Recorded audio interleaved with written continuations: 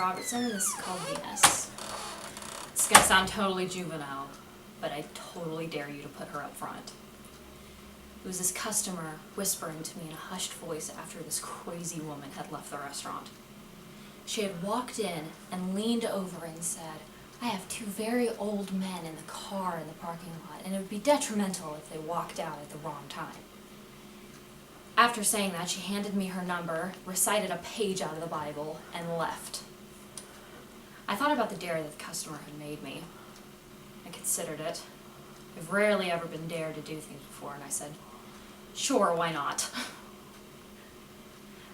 After a table had opened up, I called her on my cell phone. The woman had introduced herself to me as Venus. So I said, "Venus?" And she was delighted to hear from me. She's like, "I'm coming down right now." She basically skipped into the restaurant. Following her were two very old men. One was huge and fat and walking on walkers. The other was tall and skinny with piercing blue eyes who shuffled in after him.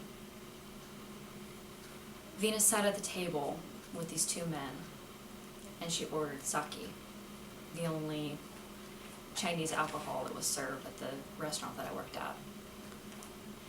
She drank her dinner, screaming on and on about fire and brimstone and people in Iraq and people who had lack of love, standing up and saying, pointing to all of the members that were eating, "If you don't have love in your heart, I don't want to see any of your sorry asses here."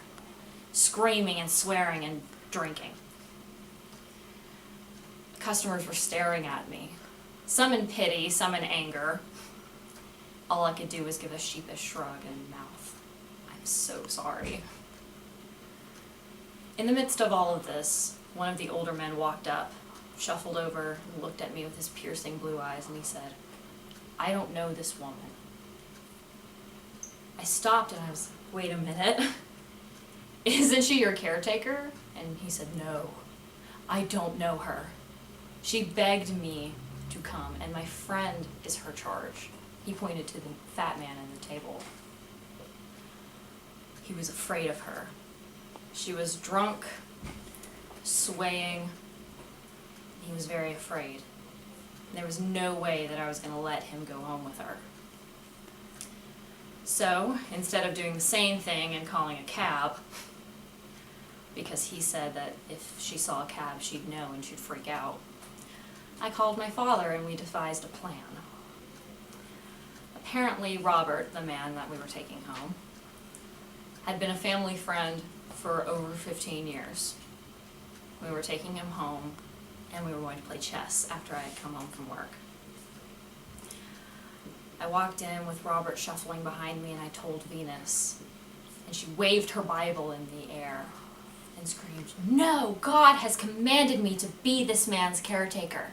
There is no way that he is leaving with you." And I raised my hand up. I said, "No. I know this man. It's going to be okay." And I thought to myself, I dare you to try to stop me. We managed to leave and we got Robert home. I had to stay because I had to work, but my dad took him home to Sheffield. And me and the staff managed to calm Venus down. She picked up her stuff, took a big gulp of sake and said, "If Mr. Robert doesn't come home, I'm going to be looking for a certain Mr. Craig Robertson and his daughter Anna."